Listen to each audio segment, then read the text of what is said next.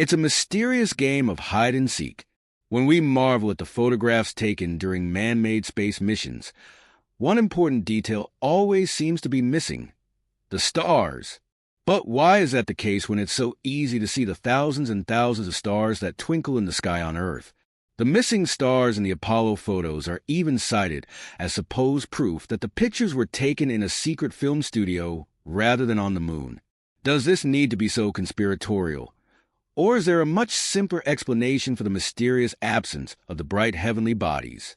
Above all, what does an astronaut actually see when they enter the boundless expanse of space? Neil Armstrong and Yuri Gagarin are well known, but are you familiar with Bruce McCandless? Just like his more famous astronaut colleagues, the American also made space history. On February 7, 1984, McCandless became the first person to complete a spacewalk without a safety line. However, the pioneer walker didn't have to manage without a little help. When McCandless left the space shuttle, he was carrying a 140 kilograms rocket engine on his back that allowed him to maneuver in space. In the end, he spent 4 hours and 55 minutes in space, moving up to 100 meters away from his spaceship. At first glance, you might think that such a foray into the infinite void would be incredibly calm, almost meditative. Surprisingly, McCandless did not describe his unsecured space excursion as contemplative. On the contrary, there was the space junk in Earth's orbit, which can quickly develop more penetrating power than a pistol bullet and could have turned the mission into a full-blown catastrophe if it had hit the shuttle. Then, there was astronaut Bob Stewart, who also plunged into the deep black of space shortly after McCandless. Not to mention the ground crew and other crew members in the space shuttle, who were chatting wildly over the radio the whole time. McCandless later summarized his groundbreaking walk with the single word: loud. This description is in stark contrast to the photos that subsequently went around the world, because they leave us absolutely speechless. They show a lonely astronaut apparently drifting all alone through the vast expanse of the universe and away from the Earth, which presents itself in the pictures as a bright blue circle. Nothing but the pitch-black infinity welcomes us in the background.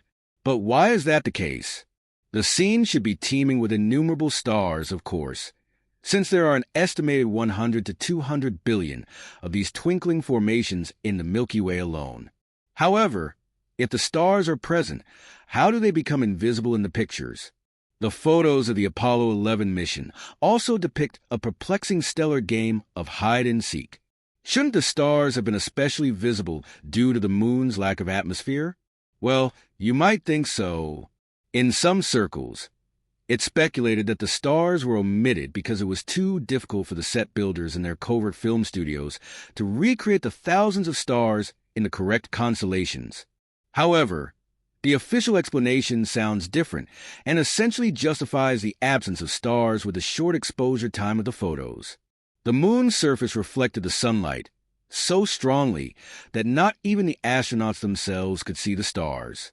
To make the faint objects in the background visible, the cameras would have needed to be exposed for a long time. However, this would have made the astronauts and the lunar surface unrecognizable. In exchange, a short exposure time hides the stars in the sky. Of course, NASA didn't send people to the moon to capture particularly impressive images of the starry sky. This could have been done from Earth as well.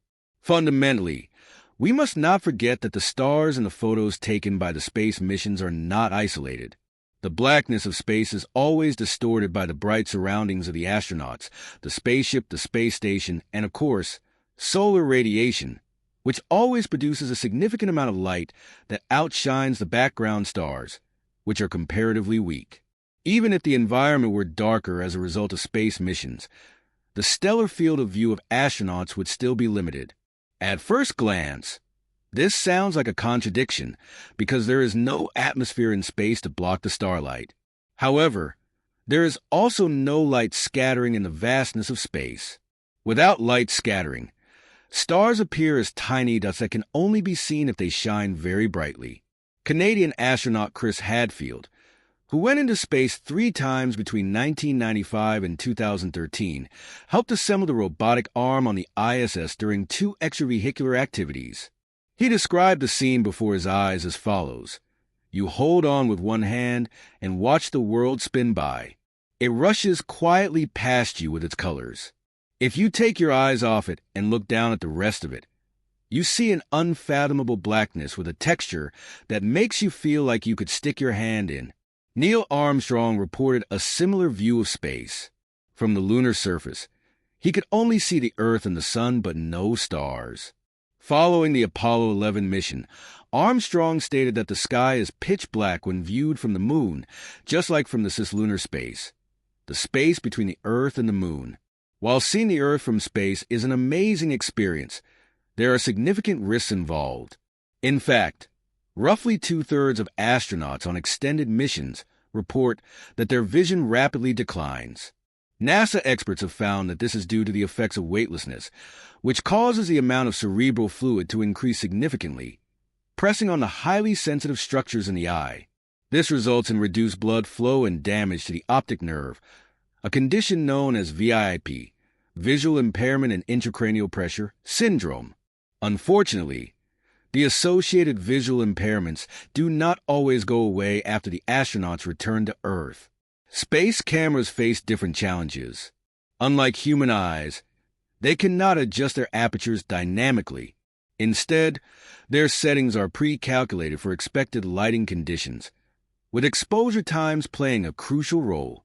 Long exposures are used to capture the breathtaking starry spectacles we see in space photography. However, shorter exposures are needed to photograph brightly lit objects like spacecraft and astronauts, causing stars to disappear from the frame. In the end, space photography is a balancing act between capturing details of specific targets and accommodating the vast, varied brightness levels in the cosmos. It may not show the stars we expect, but it offers us unparalleled views of the universe.